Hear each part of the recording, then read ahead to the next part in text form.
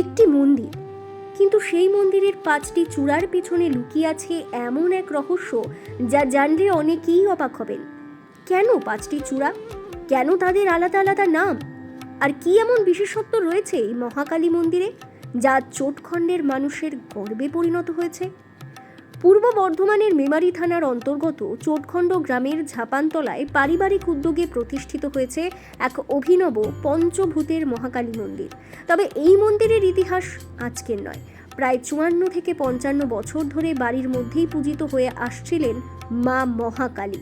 বহুদিনের স্বপ্ন ছিল মায়ের জন্য একটি স্থায়ী মন্দির নির্মাণের। সেই স্বপ্ন পূরণের কাজ শুরু করেছিলেন পরিবারের কর্তা প্রয়াত নিতাই চাঁদ পাত্র, কিন্তু ভাগ্যের নির্মম পরিহাস, মন্দির সম্পূর্ণ হওয়ার আগেই তিনি প্রয়াত হন। এরপর কি থেমে গেল সেই স্বপ্ন? একেবারেই নয়। পরিবারের 2 ছেলে, আত্মীয় স্বজন এবং গ্রামের মানুষের ঐকান্তিক প্রচেষ্টায় শেষ পর্যন্ত সম্পূর্ণ হয় সেই অসমাপ্ত কাজ।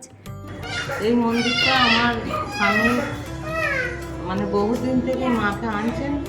আমাদের ভিতর বাড়ির যে পুরনো বাড়ি আছে সেখানে মায়ের মন্দির আছে, তো ওই মাই এখানে এসেছেন।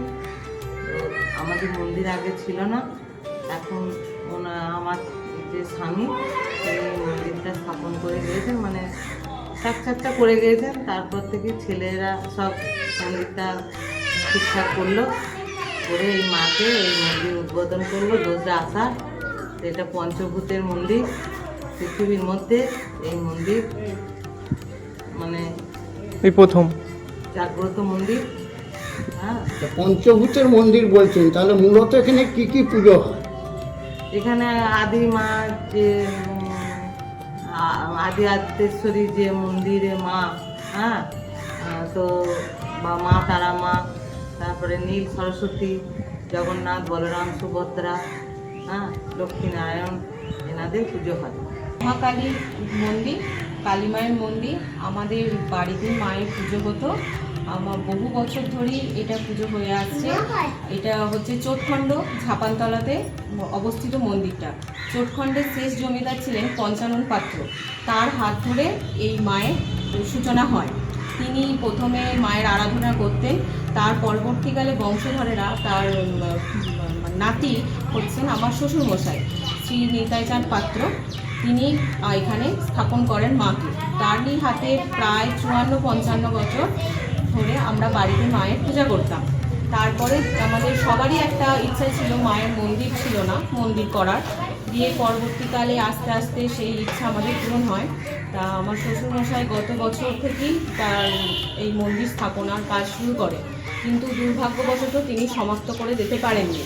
তা এবছর 2টা আষাঢ় তারই 2 ছেলে পরবর্তী আরও গ্রামবাসীদের সকলের সহায়তায় এই মন্দিরটি স্থাপনা করে, সে কাজটা শেষ করে সম্পূর্ণ।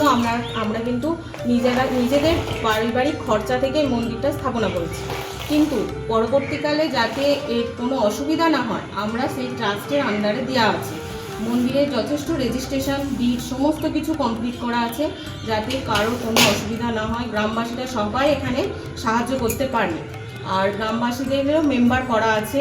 আর সেই হিসাবেই ট্রাস্টের আন্ডার দিয়ে ট্রাস্টের সদস্যদের মাধ্যমে মন্দির পরিচালিত হবে। আর সে পরবর্তীকালে সেটা চলছেও, এখনও চলছে। এখানে সমস্ত পূজাকর্মই হয়।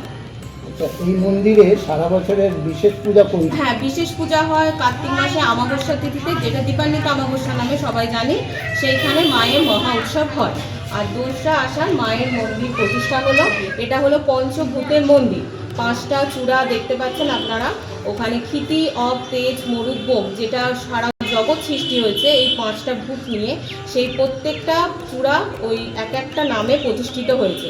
আমাদের ওই 2রা আষাঢ় মহাযজ্ঞ হয়েছে, নবগ্রহ যজ্ঞ। যথেষ্ট অনেক গুণী ব্রাহ্মণরা এসে এখানে পূজা করে স্থাপনা করেছে।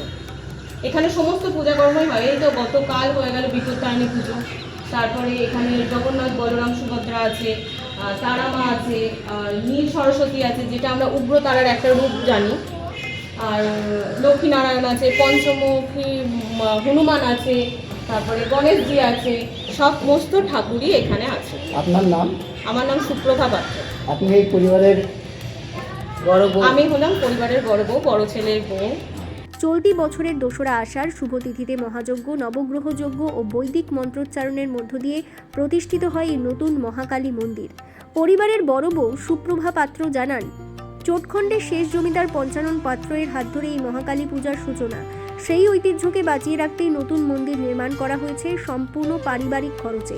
তবে এখানেই শেষ নয়, এই মন্দিরের সবচেয়ে বড় আকর্ষণ লুকিয়ে রয়েছে এর স্থাপত্যে। এটি সাধারণ 5 চূড়া মন্দির নয়, বরং পঞ্চভূতের মন্দির।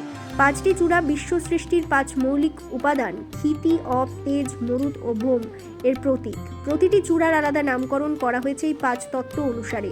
ধর্মীয় দর্শন ও স্থাপত্যের এমন মেলবন্ধন গ্রাম বাংলায় খুবই বিরল।